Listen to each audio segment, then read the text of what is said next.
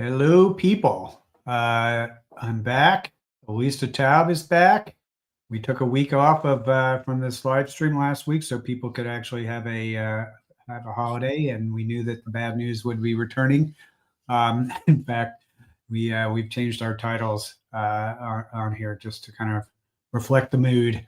But anyway, we have there's actually, even though it was kind of a dead week from a holiday perspective, it was not a dead week from a immigration news perspective. Lisa, it was sort of that feeling of dread as soon as that news crossed regarding the shooting in D.C. And it was just like, how is this going to be exploited in order to advance an agenda? And it was, would they go that route? And of course they did on there. But several items that we have in the news this week sort of stem from that event.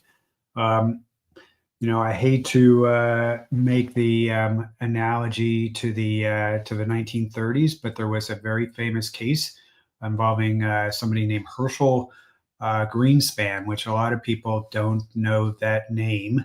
But this was a young man in Paris who's Jewish who shot a Nazi diplomat in Paris, and that became the excuse for the big crackdown that led a couple of days later to Kristallnacht, which was a famous event in history. But the timing of it was basically all in the wake of that shooting.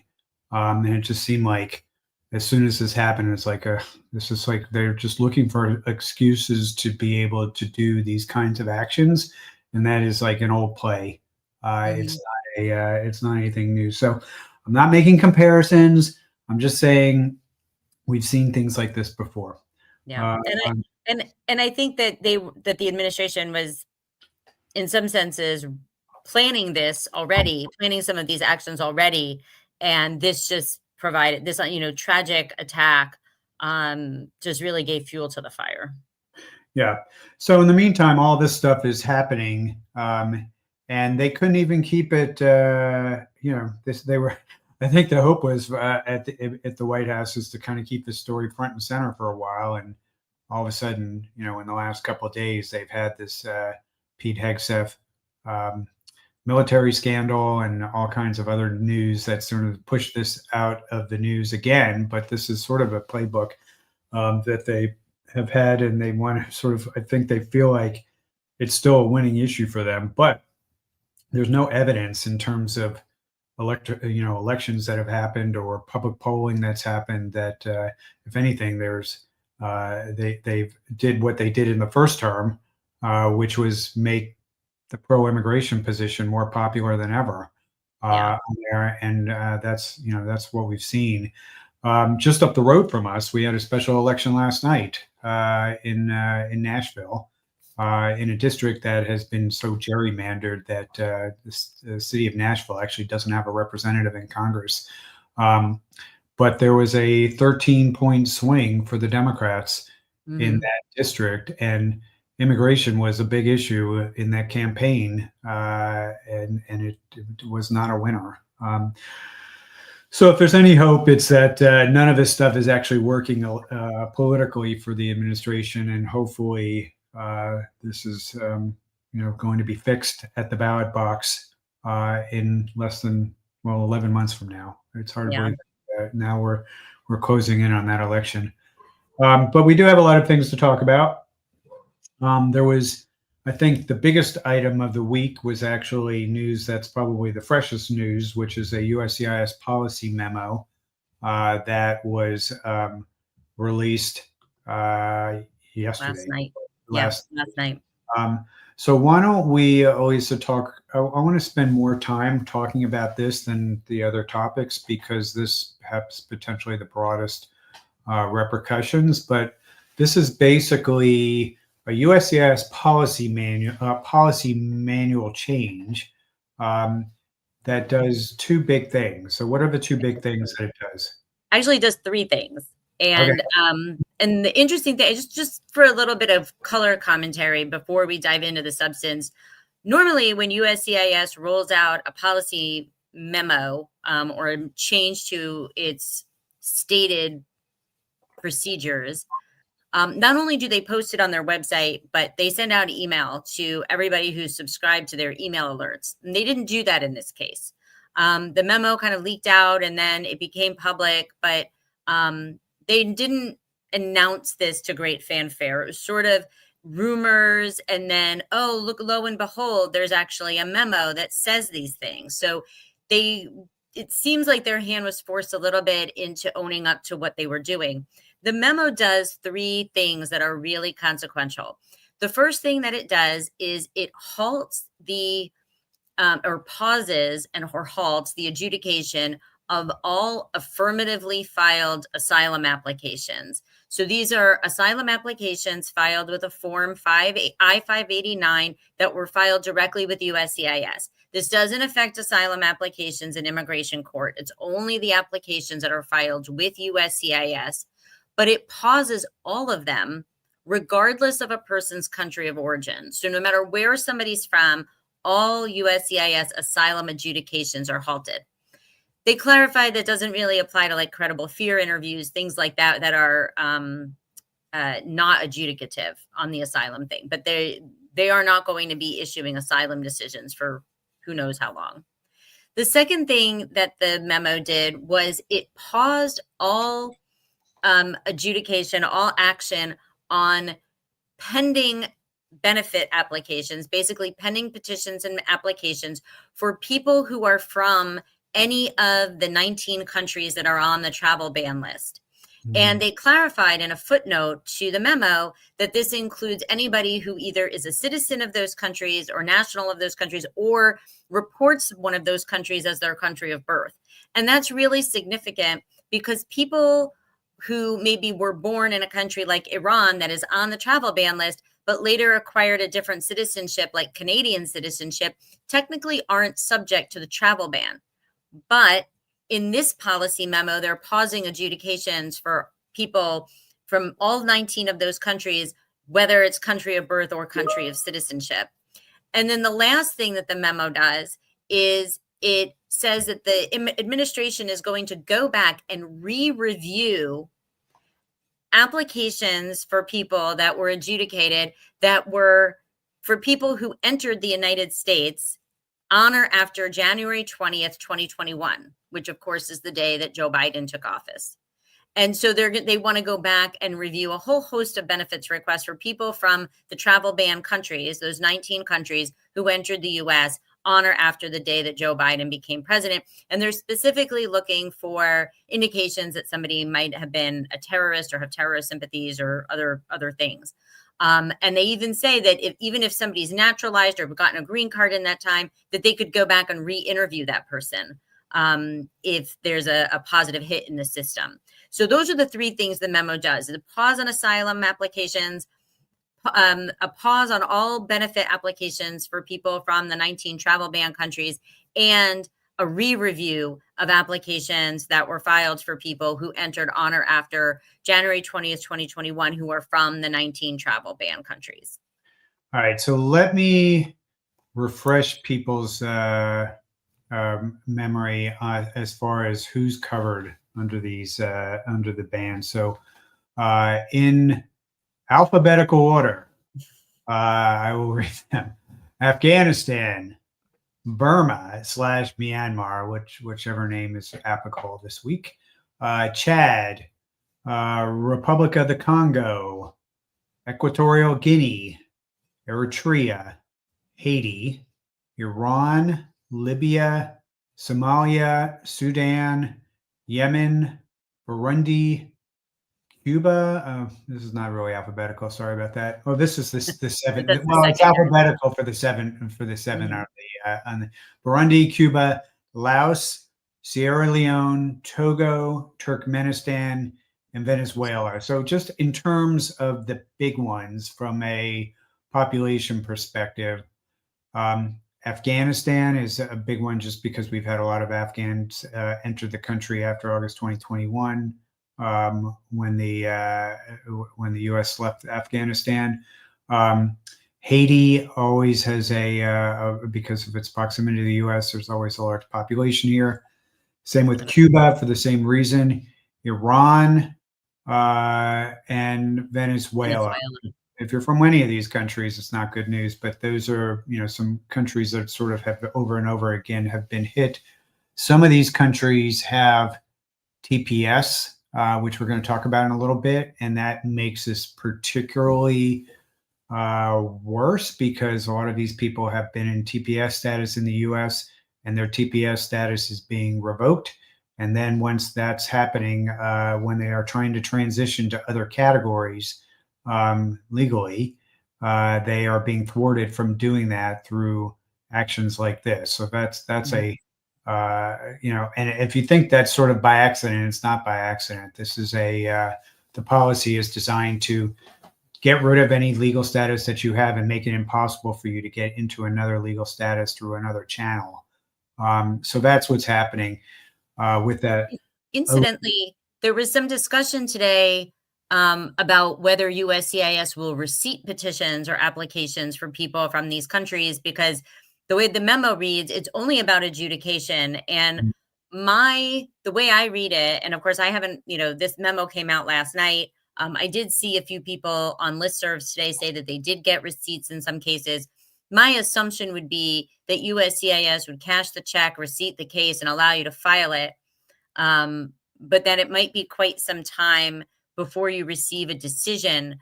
And if you're filing something that is eligible for premium processing, my assumption is that they are going to blow that deadline. So you may, save your money on paying for premium. So let's say you're somebody who's from Venezuela, you're in H-1B status, and your H-1B needs to be renewed. The likelihood is that your employer will be able to file the H-1B extension. You would be eligible for an automatic 240-day extension of your ability to continue working based on the filing of that extension petition. But it's unclear at this point when or whether the Immigration Service will ever make a decision on that filed extension petition. That today, right now, in this moment, that's how I see some of this playing out. I do not believe that at this moment, the Immigration Service is planning to reject filings for people, like not even get them into the system. I think that they will accept the filings, but then let them sit. And that's probably the same for the asylum applications as well. And, in terms of like unintended consequences, and I feel like maybe I shouldn't even be saying this on a live stream. One of the things that this administration has been doing with asylum applications is kind of last in, first out adjudications for trying to make it, for people, because the asylum applications just are so backlogged in terms of the numbers that when you file it, it's going to be sitting there for years. Likely what they had been doing, I think, to try and discourage people from filing asylum applications is adjudicating some of the more recent applications more quickly. I think their view is denying applications more quickly. But if they're not adjudicating any of them, I guess it's sort of like they're throwing that policy out the window. And we don't know how long this is going to be in effect, right? We know that this memo will be in effect until USCIS issues some other statement that it's not in effect any longer, or on particular applications, if they're going back and doing some additional vetting of the applicant, if they get through that vetting, then we may see adjudications of those cases. We just don't know how long that's going to be. So it's possible with these affirmative asylum cases that they may hold them in it would shock me on those if they want to hold them in abeyance forever, because as you mentioned, right, that gives the person the ability to stay here, potentially get a work card eventually, all these things that this administration hasn't wanted to do. So I tend to think that maybe that pause on asylum applications won't last terribly long. I think they also, they may be thinking, well, we're not going to give you a work card. Right. But that's been litigated. That's a really hard thing for the administration to win on, and not giving people work cards. That's in the statute, I believe, as well, as far Yeah. as that they're entitled to that benefit. And I think the other issue is that the pause on asylum applications is not just for the 19 travel ban countries, but it's for everybody who's Yeah. applied for asylum. And so, that's also really challenging because you do have, I think this goes without saying, right? There are a lot of people who file exceptionally legitimate, com- you know, asylum applications that, should warrant our compassion and really that tug at your heartstrings and make you really feel for folks. And, to paint everybody with the same broad brush and say, oh, well, all these people, we better go back and look because some of these people may be terrorists. I mean, you're really up, you may have somebody that's already experienced significant trauma. And this is a way of adding insult to injury for sure. Yeah, I should just let you know we're looking at this memo, and it does look like USCIS. I mean, they are in a position to the asylum officers, and at least are in a position they are allowed to. They're still allowed to review files. They're still allowed to run security checks. They're still allowed to schedule interviews and re-interviews. They're not allowed to make a final adjudication until the hold is lifted. But it may, I'm guessing that asylum officers are going to be looking at this and saying, it's like, we already are so far behind. We just have to keep working these cases, and we'll just Yeah. basically get them as far as we can until we're allowed to approve them. So, that's one positive, is that they may be able to still get a lot of work done on these cases, but who knows? With respect to the 19 countries, by the way, there have been some news reports that list might be expanding, and I haven't seen anything definitive on that yet. But we've been hearing that since June, that there were like 35 countries, I think, on this list that in the 19 are sort of were the beginning, but there were others that were sort of under. Yeah, there were like 40, I think there were 43 countries initially. Do you remember there was like an initial, I think it was a New York Times report back in March Mhm. or April, where there were like 3 categories of countries. There was like, yellow, orange, and red, and they were going to have different issues. And then when the ban actually came out on June 4th, about 7 minutes before we went live with one of these things, um, it included the 19 countries, 12 with basically a total ban and 7 with a more truncated ban of just non-immigrant visas. Um, and so it was much less than what we were fearing. And then in the proclamation or in the executive order itself, it directed the government to review the list. I think it was every 90 days or something, or in 90 days, and then every so often after that. So there was always, I think, an assumption or expectation or plan by the administration to alter the countries that were on the list, either by swapping some out or expanding the list over time. I know that the Department of State had, for certain countries, I think like Egypt, had gone into the reciprocity table that says how long visas can be issued for. And it made, certain countries 3 months single entry to try to limit people's ability to travel. And so we were concerned that maybe that was a harbinger of a new travel ban, and then it didn't happen. But I think it was yesterday that Secretary Kristi Noem, a DHS secretary, had this kind of flippant post on X that said that she had talked with the president and said, we need to have a ban to get these people out of our country, and that she wants a bigger travel ban. And typically the travel bans have been done in concert between Department of Homeland Security and the Secretary of State. So, and the president. So we'll kind of see what happens on that.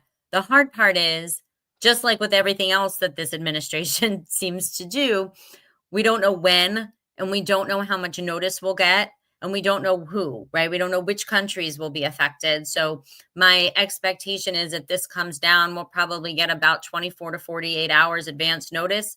And so I think if you go back to some of those early news reports about potential travel ban, I think I remember Pakistan and Egypt were two countries that were bandied about that didn't end up on the list. But, I would be very cautious over the next month or two about international travel, in anticipation of potentially something coming out, because we know that this administration does not care about preserving the holidays for people who are immigrants. They would, this all happened while we were all on, kind of on break for Thanksgiving.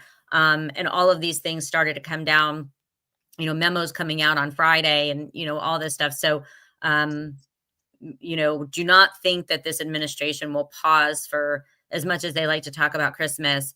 Don't think that they'll pause for Christmas for everybody else. No, this is Christmas for them. That's just like how they get their dollars. Yeah. All right, let's. Anything else we want to talk about on this one, or do we? Not really. The last thing I just wanted to mention, one more thing. Right now, the one thing that we're really seeing tangibly from the pause on adjudication is we're seeing nationwide, and I'm seeing reports all the time about, and one of our law partner, Adam Cohen, has a client that's wrapped up in this, that people who have gone through, they've done everything right, they got green cards, now they've applied for citizenship, they went for their citizenship interview, they passed everything, they were noticed to go in for their oath ceremony so they could formally become U.S. citizens, and USCIS is canceling their ceremonies because they are part of this halt on work on these cases. So be aware that this is really having very broad effect, but that's the one real practical spot that we're seeing this come up. Other people are not necessarily receiving notices in the mail telling them that their case is paused. So we're going to be monitoring that kind of thing to see how long this is going on.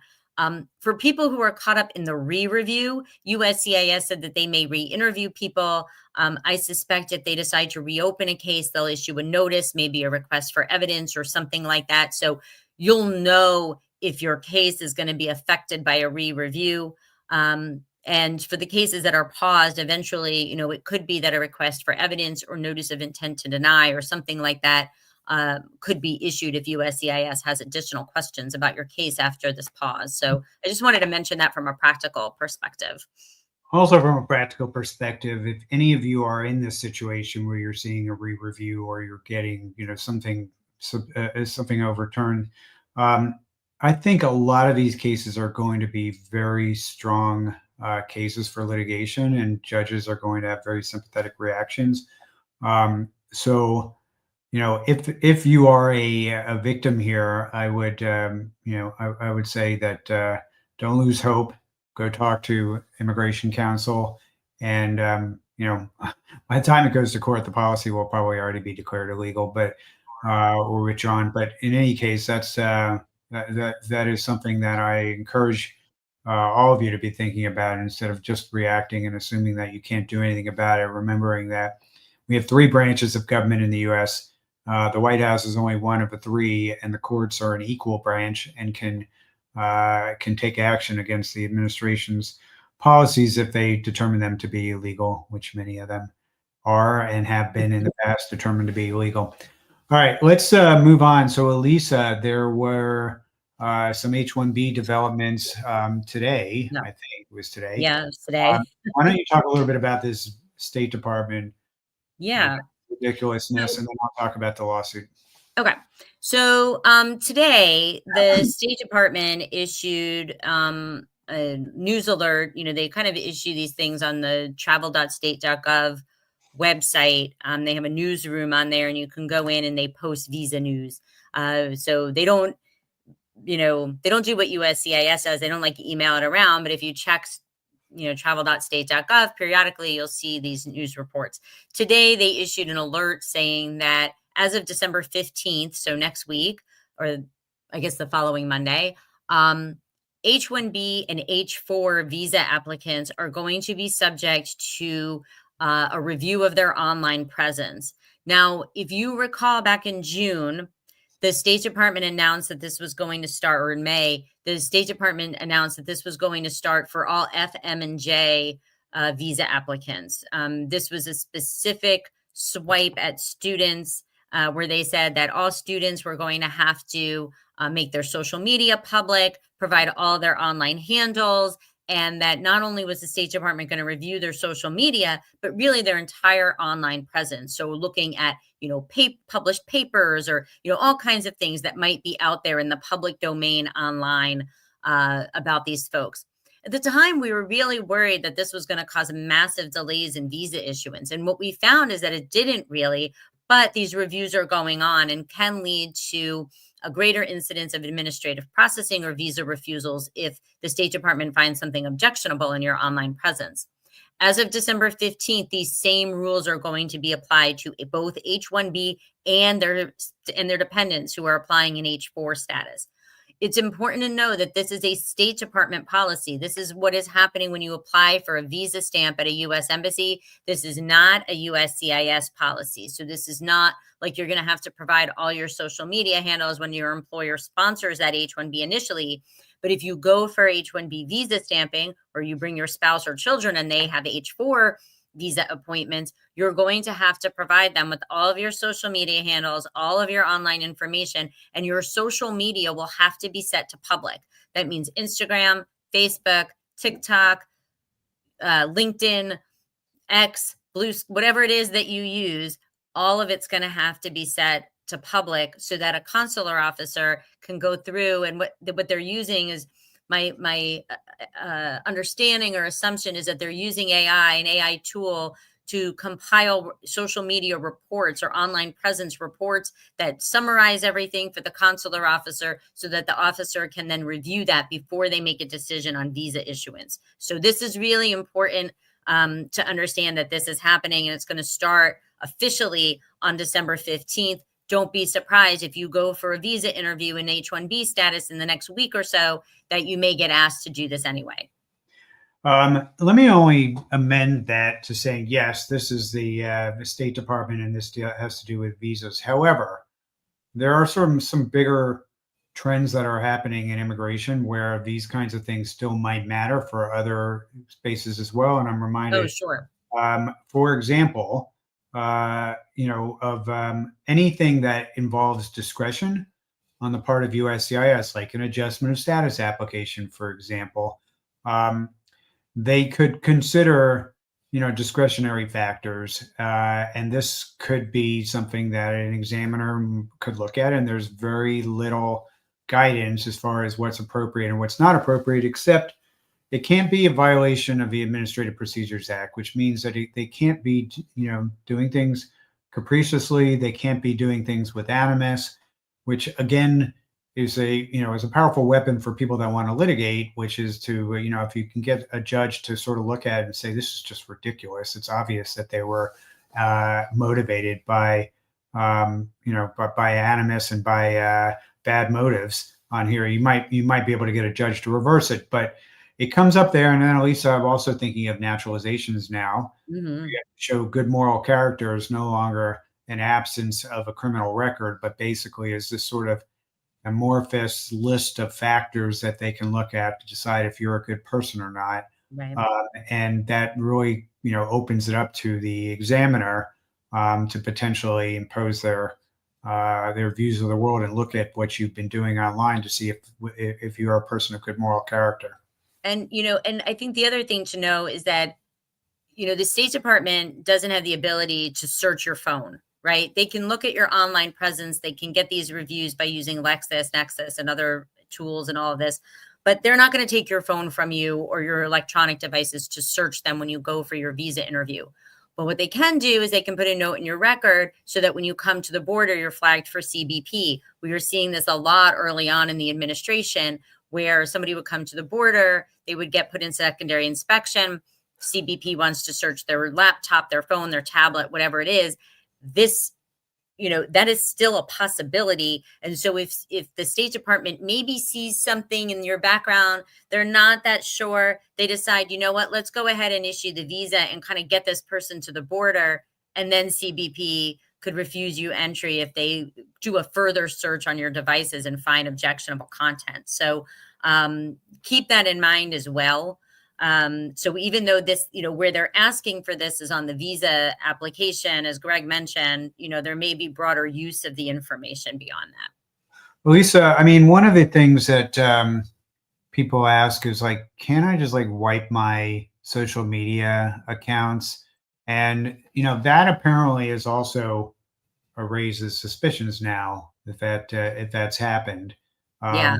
Plus, I think that in a lot of cases, they can, even if you wipe them, they can go on to archive.org and be able to see things that have been wiped anyway. So I don't recommend that. I do recommend, you don't have to post every opinion that you have. And that is probably just all I need to say about that. But it's like, post your sports opinions, post your recipes, post your, the pictures of what you ate at dinner last night if you went to a fun restaurant. Those are all fine. Keep politics off social media, and you'll have you're allowed to have your political opinions. And that's probably, I don't like recommending people not express their, exercise their First Amendment rights. But if you're trying to minimize risk, that's one of the things you could consider, is just keeping politics off your feeds. Yeah. It's unfortunate. I mean, in the United States in 2025 that we have to say that out loud.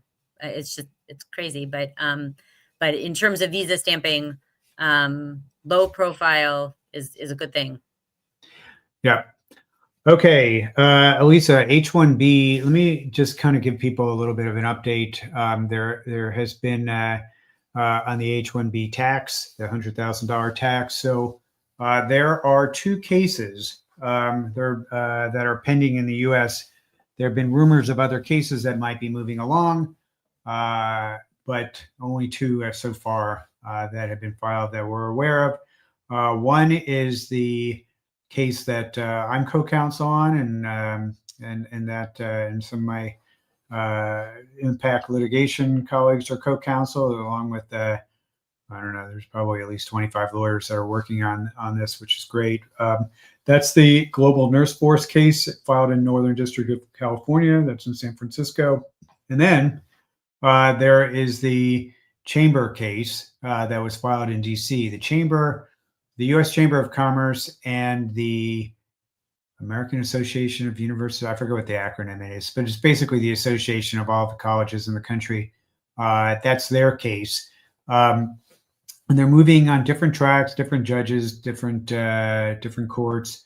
The Chamber case is actually further along, and they had, in some respects, it was a little simpler because they just had two plaintiffs and very few decision makers that have been involved. So it's been a little easier for them to do some of the things that they want to do. But the Chamber has already filed they've already filed for injunction. They already have or some motion for summary judgment, I think is what they filed. And they have the government responded to a deadline this week. So we saw some of the arguments that they were making. I didn't personally, Elissa, we talked about them in our internal firm chat, and I didn't think they were particularly interesting. I mean, I thought they actually didn't do they didn't do the greatest job as far as responding, but basically they spent about half their arguments or half their argument pages on sort of basic threshold defenses to a lawsuit, saying arguing something called non-justiciability, which means consular non-reviewability, that the judge can't review what a consulate's can do. No ultra virus review, which basically that talks about whether something is outside of the statute. No final agency action, like all these things that are sort of like basic playbook stuff for them, but nothing that was particularly like that we weren't expecting in that case.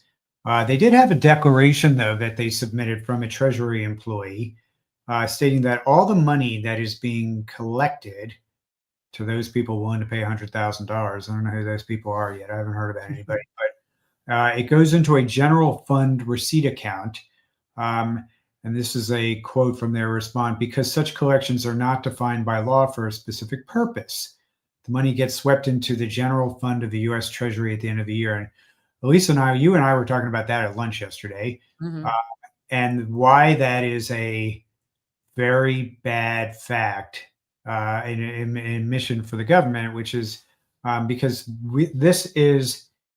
the government might try and argue that this is a fee.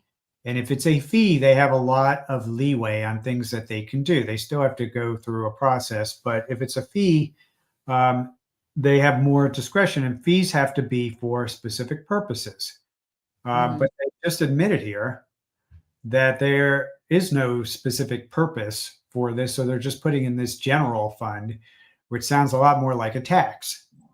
And if it's a tax, then the U.S. Constitution comes into play, because only Congress has the authority to impose taxes. The president cannot unilaterally impose a tax without Congress's approval. And that is a big, big, big, big problem, I think, for the administration as far as defending this. So that will be, and we sort of are assuming that some of these arguments, that the same legal team is essentially working on the response to our case. I can't talk about some of the communications that I know of involving Justice Department, but let's just say that the cases are not running completely, on different tracks as far as the DOJ is concerned. What I can say regarding the Global Nurse Force case, it's a little bit different in terms of the strategy, because the chamber case is basically seeking benefits for members of those two associations, the Chamber of Commerce and the Universities Association. So if you are not if they get what they are requesting, that's great for U.S. Chamber members. That is great for America's universities. So if you get your H-1B through a university, that would be really great if they win. That's not particularly great for all the other H-1B workers and H-1B employers in the United States, because even though that would be a big signal to the other court, that in and of itself is not the win that we need on there. So we are trying to, if you pay any attention to the Global Nurse Force case, you'll know that there's a very big variety of plaintiffs. There's a lot of there's unions in there, there's churches in there, there are healthcare organizations that are in there, there's school districts that are in there. There's like a real variety in that case. And again, I can't reveal what the strategy is, but let me just say that our plan is to benefit everybody, not just our plaintiffs. So some of the delays that we're going through are getting ready for that filing to ensure that everybody is protected. Now, keep in mind, one of the things that's slowing us down in that regard is a Supreme Court decision that came early in the administration as a result of the birthright citizenship ban case, where the Supreme Court basically made getting universal injunctions issued by district courts. They made it much more difficult to do that. So there are ways that we can achieve what we want, which is to get relief across the board. But in that case, for example, they said you should be looking at class actions. You should be looking, there's some other ways to do it. So without telling you what our strategy is, I can tell you that you would want to probably read that Supreme Court case if you want to sort of have a good idea of sort of what we're trying to, what issues we're thinking about. So that is, I also can tell you, though, that it will be very soon that the next filing is going to happen on our part. Very, very, very soon on there. It will be we're talking days and not, days and maybe a few weeks, but not months on there. So that will be happening soon in the Global Nurse Force case. And you will, as soon as I can be public and we file things, and please understand, I'd love to tell everybody what we're doing, but the Department of Justice can watch this just like any of you can, and we don't want to basically sort of give away the strategy to them of what we're doing unless there's a strategic reason for giving away the strategy, and there's not. But I can tell you that there are going to be in the next filing there will be a lot to talk about. There's some positive developments on our end as well that I can't talk about yet, but we will be able to talk about when that happens. Okay. Greg, can I just, there was a question out there that was asking about an update on the lawsuit, but also asking about these national interest exemptions. And I can give a quick little update on those. So, on October 20th, the USCIS updated its guidance on the $100,000 thing. And they finally, laid out what the requirements would be to get an exemption from the payment. And in the proclamation, the president said that exemptions could be provided to industries, corporations, or individuals. In the USCIS guidance, really, they only provide an avenue to get an exemption for individuals. So since October 20th, really, attorneys have been filing for exemptions for certain, together with their employer, clients, and individuals, kind of figuring out who the right candidates would be for these kinds of exemptions. I filed one myself. I have about 4 or 5 others that I have in process. It's maybe more than that now, but we have several others that are in process. What I can tell you is that initially we filed these and you got nothing back. Like you sent them off into this email black hole and you didn't even get an auto response. On around November 15th or so, all of a sudden, everybody who had already filed a national interest exemption request got an email acknowledging receipt of the request. So that was actually nice. We were like, okay. Since then, nothing. And I don't know of anybody who's gotten an adjudication of an exemption request. I also know it's been a little bit weird. Like some people are saying they're getting now immediate auto responses, receipts basically saying they got their request, and other people saying that they haven't gotten them right away. So that seems to be a little bit inconsistent. We don't know how long and actually I shouldn't say USCIS. We don't know how long the Department of Homeland Security is going to take to adjudicate these requests. We don't know if there's going to be any back and forth. Are they going to ask for more information? We don't know how strict they're going to be on applying the standards that were set forth on the USCIS website. And so it's right now still 100% murky. The other quick thing I'll mention about it is, you heard me just, correct myself and say the Department of Homeland Security.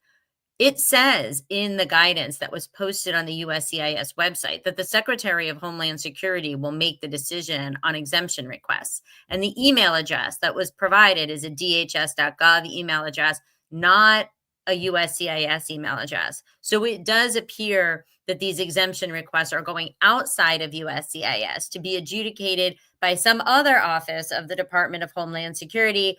And that those decisions will be relayed one way or another. So they have to do that because the 212F is an entry ban, and USCIS shouldn't have anything to say about that. Right. I think they're using USCIS as a just for convenience purposes to collect things, but it has to be adjudicated by either DHS or CBP for it to avoid a different lawsuit. Right. On that. So, all right. So, Elissa, we have a little time and still a bunch of things to cover. So, there was a pause on December 1st on Afghan visa issuance. So this was again following the this crime in DC, this terrorist act. The State Department has immediately paused. That's their quote, visa issuance for all individuals traveling on Afghan passports. So Afghanistan has already been subject to an entry ban. And what seems to be happening is there are some exceptions to that ban for special immigrant. So SIV applicants, and a few others that were exempt by the earlier bans. And so it's effectively closing the door for Afghan allies for now on there, which in theory were not covered by the previous travel bans. So that's all I can tell you on that. But there was, I guess, a reason for that. Okay. Next, termination of Haiti TPS. So we were talking earlier about TPS, and there seems to be an endless. There's not a single country, I think, that the administration thinks is deserving of TPS. So one by one, no matter how horrible the conditions are in the country, they are still revoking TPS. So in this case, the designation is going to terminate on February 3rd next year, as well as the work authorization documents. So that's going to be that will no doubt be litigated as well. But that's potentially a very large population of TPS holders that are going to be suddenly out of status. And I think this TPS termination for Haiti is it's going to be harder to fight than what they previously tried to do was terminate it early, and court said you can't. I think said you can't do that.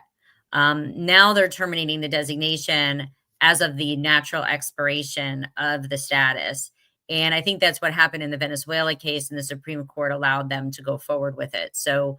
I'm not deep in the weeds on the TPS stuff, but this worries me. I think you're right about that. They let it go forward, but it didn't stop the lawsuit, because the administration still, under the statute, has to demonstrate that the conditions have changed. They can't just say we don't, we just don't like TPS anymore. So once that, I think that the question was whether a judge could stop the program, before that adjudication had been made regarding whether it was done legally or not. So I think what happened in the Venezuela case, and will probably happen here, is there will be litigation and there will be things put on a very, very fast track with the judge, because of the emergency nature of everything. And I can see, and that's probably the strategy now, is going to be that, you can, the status can expire, but the judge can still make an adjudication that the termination is illegal. But you're right that it's become a lot harder because of the Supreme Court decisions earlier. So that was Haiti TPS. We did have one good piece of news this week, so I'm happy to report that. So this was one that not a lot of attention was paid to it, but basically there was a BIA decision in this case called Matter of Yahure Hurtado. And basically this has to do with bonds. So the ruling restores the right of a lot of people who are arriving aliens who are released into the U.S. and are subsequently detained to ask an immigration judge for a bond hearing. And the BIA was saying before that they didn't have to, that they wouldn't do that for anybody. So now apparently there was a win in this case where a federal district court said that the BIA can't do that, and they have to have bond hearings for these people. So that's a big loss in the courts for the administration, and we take our wins where we find them. So that was I am the bearer of bad news, except for all of our stories tonight are bad news, except for that one there. So okay, continuing to move on, we had Elissa, I couldn't pronounce this name. I'm not Cajun, but Operation Catahoula Crunch. I love how they have these ridiculous names that they come up with for their big operations. But basically, ICE is now starting a new target enforcement operation in New Orleans that goes by that name. And it's sort of like it's it seems like every city is going to have its turn. This. We've had it in Memphis. It's been in Portland. It's been in Charlotte. It's been in Chicago. It's been in Washington. They're in Minneapolis now as well, targeting the Somali community there, which obviously the president has been running his mouth about. That was yeah. If you sort of like want a picture of sort of like this era, that I mean, that quote that he had about the Somali community is sort of tells you everything you need to know. It was completely racist, horrible comment that he made. But it seems like when he's not falling asleep in his meetings, he's running his mouth off on something that I would think his aides would be upset about it, but it doesn't seem like he has anybody in the White House anymore who seems like they're interested in trying to keep him under control. Or that has a conscience that would cause them to speak up. Yeah, and that there were people like that in the first term. I'm like trying to identify who they are now, and I don't really see that. So that was news this week, and then I had one other on the list, which was another TPS termination. It was announced just around the same time as the Haiti one for Burma, and in this case, I'm just trying to look up and see what I don't actually have the date in front of me, but Burma it's not a lot of people, but it's for those people, I would think a lot of those people have claims. I would say for anybody in TPS, this asylum ban and all that kind of is concerning, but a lot of people in TPS do qualify for asylum, and they ought to consult with counsel. There are some restrictions on what the timing, and it may be too late for some people to file for asylum, but Burma has had a lot of turmoil in recent months, and that you can sometimes argue change country conditions and justify it that way. But that was the final thing I had on my list. Elissa, I don't know if you had anything left that you want to mention this week. No, I think that covers it. I mean, I think that's enough. I'm just happy that, usually I get on this thing and there's some kind of news that drops. I've been looking, we have a couple of minutes, but so far so good. So no Elissa jinx tonight. Yeah, good news there. All right, well, thanks everybody for watching. We should be back next Wednesday night, barring unforeseen circumstances, and I'll be here. I'm not sure who I'm going to be joined by. Elissa will be here again in probably a few weeks or so. Yeah. How long it is. Everybody, stay strong, stay hopeful, despite being the bearer of bad news. Yeah. Well, and despite being a reluctant realist. All right. Good night, everybody.